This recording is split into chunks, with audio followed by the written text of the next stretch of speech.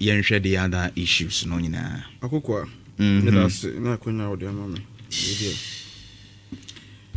on say nyina no mind here and let me say the bia no member tina hanim say enka say NDC ni ye galamsey ya eye MPP ni ye galamsey ya eye yeah because me anka sakra no say me yes na say me hypocrite me amene wo kasei ensu a wonom anu abi na menom ya asemu ensu apoya ndo no anu abi na menom ti say galamsey ese ensu a me no mienu benom a eni kwa say mbetena hanim sei me num owuo no na me say bebo owuo abaso enya de ameti asesa right forest reserves say you know yes omu ye pharmacy ka forest ye pharmacy ade tin ka sa because nubna ene ne me nya free forest wonyi na no eno na na ye de sa ye ho yare na na no mo ka fra ye e do my herbal medicine de my right.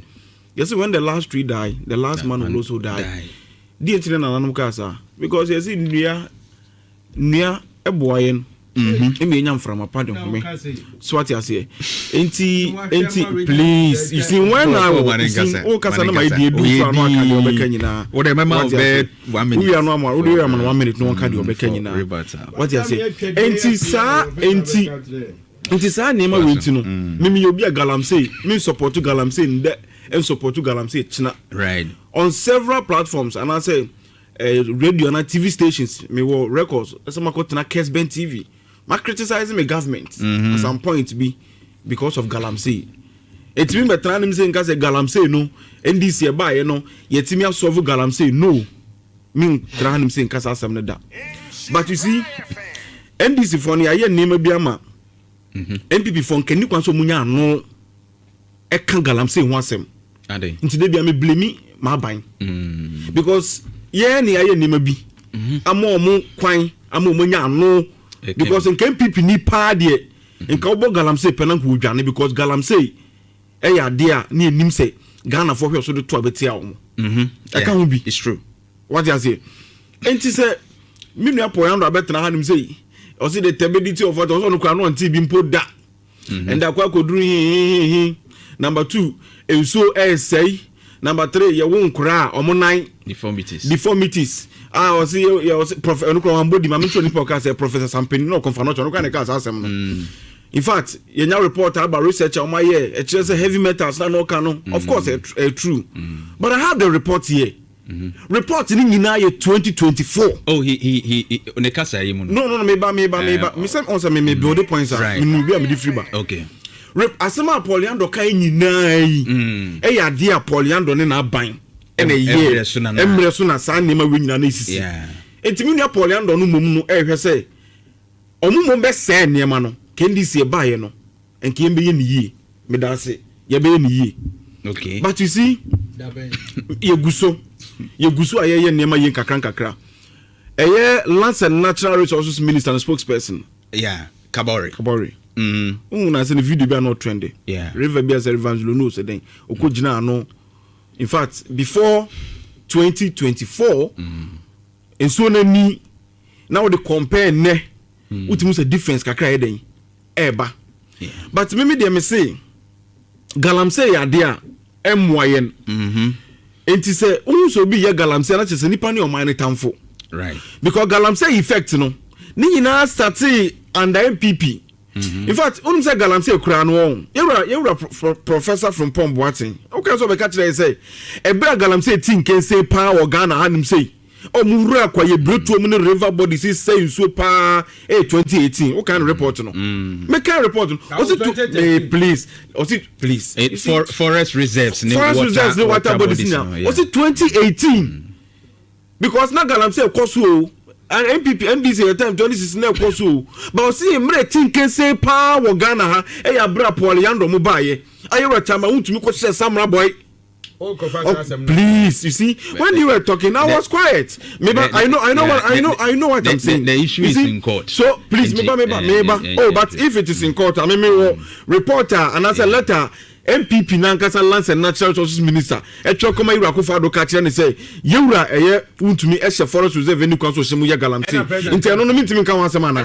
What I say? And a president no I can't say on galamsey. Yeah. And that chama to me no. We all know. Say ono kwani appointee. And also if you saw no government appointee. Ono kwani regional chairman. Ghana had him say BC da. Wakotena TV so solid money. Solid money no nyane he. Enti me de ebane galamsey ya. Me there's no way I will support galamsey. And maybe I'll criticize my government, but Bonia Omudi, no. You see, I was reading something from internet, you know, so. And a year Dr. Biff and Dr. Boama, no catch and say a bit to me, or a toxicologist, right? Or say a bit to me, as a son, so MPP are buying by, you know, or best say no, I'm a soon be come upon it will take us 10 to 15 years. Let me read it. Was it 10 to 15 years? Show, obi the 8 years at the bonnet. Nipa ni we no person would 1 year per solve problem ni nyina. Yes, you're jatumu, you're responsible government.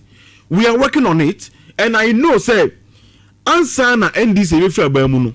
Say galamsey ase entu kura na there will be a significant improvement. Your water bodies. Right. There will be a significant improvement. Your name omoka say SS nyina de emu. Galamsey a national crisis.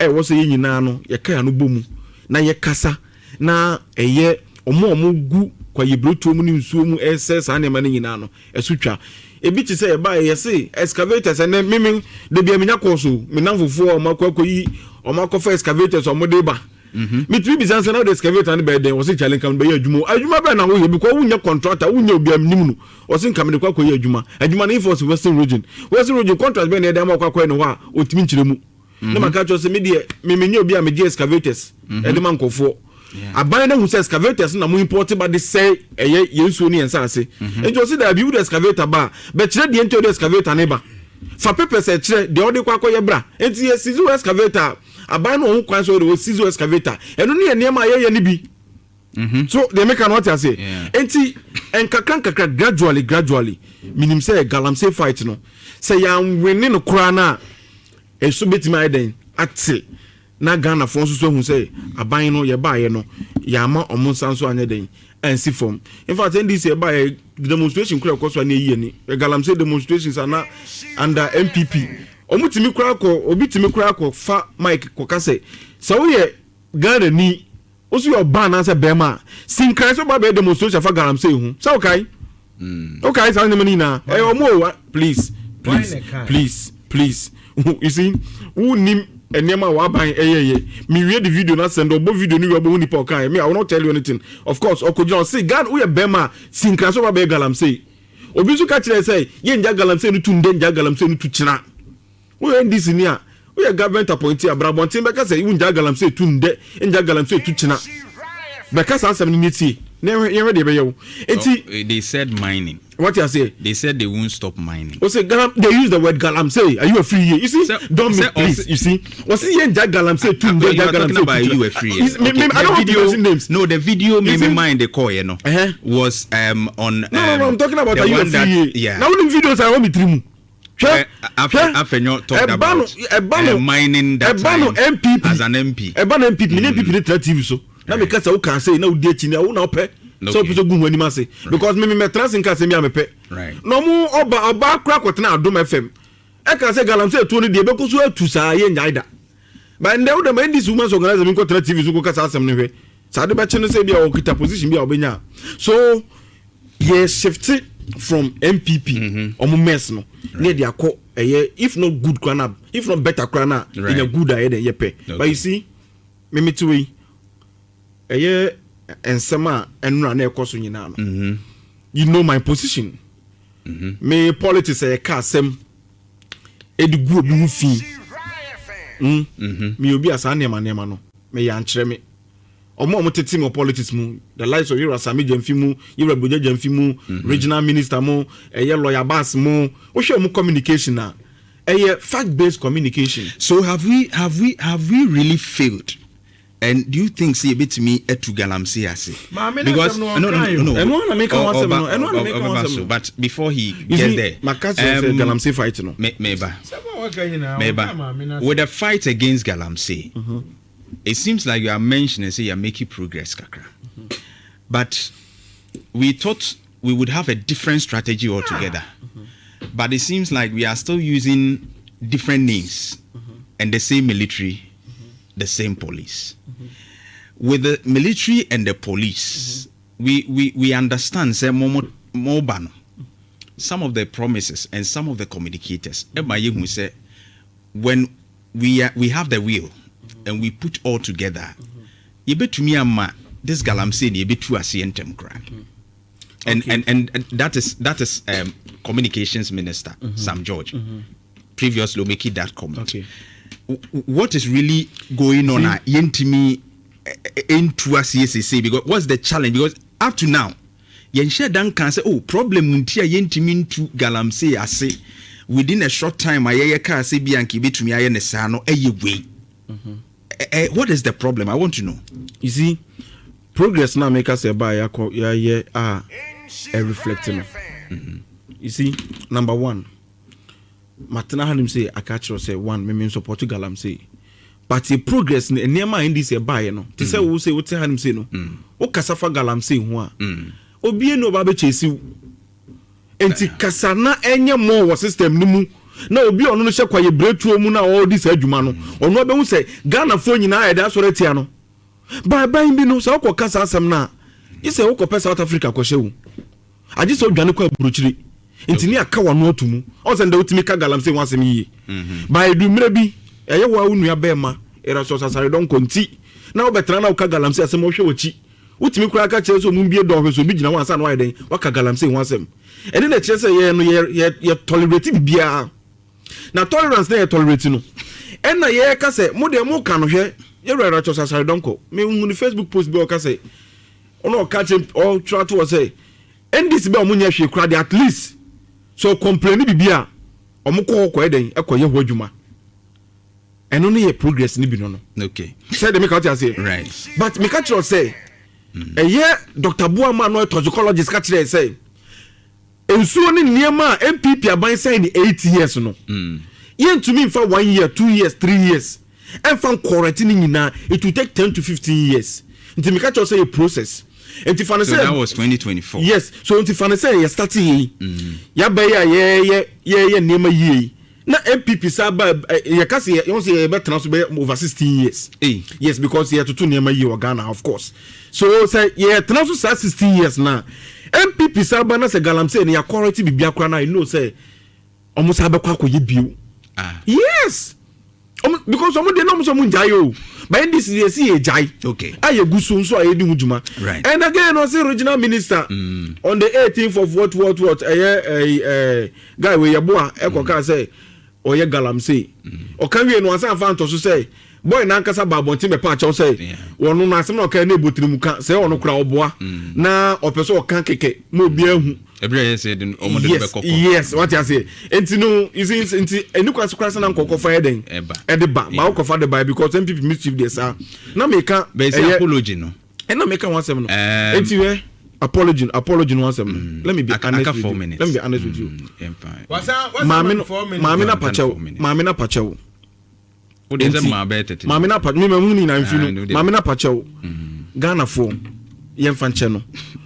Pentecost asafo yesremo esa da se yemu a chepa na bade a ye nyina na ye fa nche maame no because me obi a enu na hu me position dada me support sa na ma no right and na me control to social media say me support me support sa na ma no and yes say what enti na America. Yes, it's one of my two incidents that happened here. I mean, you took a Ghanaian position. Yes. Let me put it that way. I say because and I like that. And I prefer to be Ghana first before NDC. Yeah. What I say?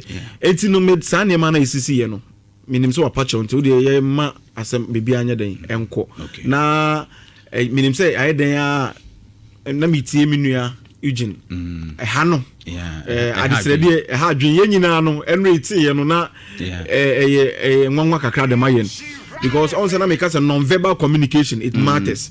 Ebi asem na okan no kura no na bia ayibia hye da nimu but the posture the way on common so call you know and a kofa or how we united e buy into minim say quickly on the base you know I think say so 3 minutes so at the attempt na no okan you see opese unhu party a omumbu asofofo Ghana anim say ya MPP party nti se wose de make can be new se nye ndisi fo ne be bibia ma menu Poliando anya anu abekasa kono kran ko mbekasa okay wa bronye ya papa Pastor Duncan Williams odne to apaso say ehoro no enyo mo kra no mo to airtime ekotena TV station pastors o me fake ko Ghana nyino mo nanim enye MPP fo enti ne de ba ne say and MPP ni anya anu ba bekasa eye asofofo wo Ghana hanim say omo ye kaseti asofofo ye say imisraw sa ne ma no yenjai ye wo person hu party a ye de atem twom furuma ye moa original chairman ono no fa wadwuma kra no ye mami Professor Jenano Pokwadima se mi pedu so ka se mami no ebeifo ni trinwi radio senam o se Ibrahim Mahama wona ma se mi pedu so John o se mi pedu so Ibrahim Mahama kra ko fa no made meboa a MPP fo no kra ba bonti so mba be pa achew ama chairman utumi you say ntinu menye sa ne ma no ye pedu atama eye mo se be working stick of edidiatemo politics mo MPP for enti NDC enye we yanka we nkoma obenya anu abeka zasem we enti NDC mo hwe de we be say communication ni se na be yanko for how bi anya den emba we see the base no the base no say o kasa na mesere just a minute o say Poliando kasa na mesere e na obi say me say adenti na mesere Paul kasa ni nyina no edu the base no so no e na oye kum this is communication I feel I make sure important of communication and a communication effective communication also the way I said the tone bar for tone it down or kaso and then person nyina no communicators na nyina ye say communicate no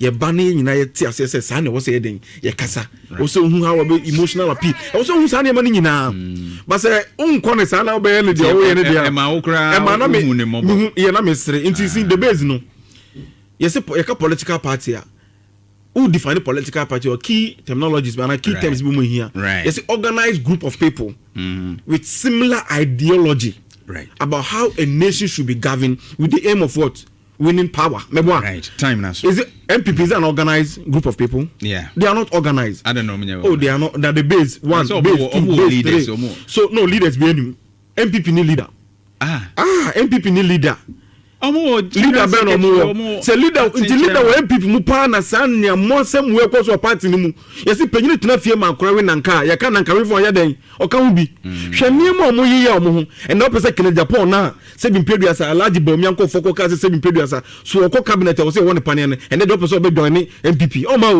o ka se no supporters no mo mada o so ye bi kene Japan na mu di na tem no e de opese ne kene Japan ne be join ni MPP o ma the base leader it has come to stay.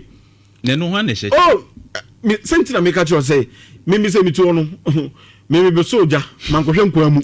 Mammy can't tell me Poliando say, maybe a party na kwa kudusi, same people party na kwa kudusi siano. It is better Poliando over joining NDC. Yes. Oh, me, you know, Paul be joining NDC. I don't want Paul because me who wanting to be a Paul more. Camberman appointment. Oh, Paul be an appointment. Also, a youth. And our youth exuberance now. Oh, Paul in your youth. For me, on your youth, but at home, so we be new. They will not be in one. Oh, no, Paul, on your youth, But on say, and this buy any movie to Sunny, you know, mama, your opportunity. Okay, say, yeah, but Poyando say, Abra, BBC, and your appointing is on Brambay regional director. So, or buy into party Nikoye, Kakanaka, Rigimua. Until say, Paul. Minim de see ya after the communicators no TV so on say lawyer boss no be make sure so you are measured but Paul no ntimi en control mo sa ntimi hu say no communicators no there be na Paul ankasa kwotena TV so and some obeka on fa se bi kran ka ho no o pese communicator kwa kasa o di se bi ka ho enti on party ni akwa koye no thank you party ni akwa koye no dey wa baby abeko no nye Paul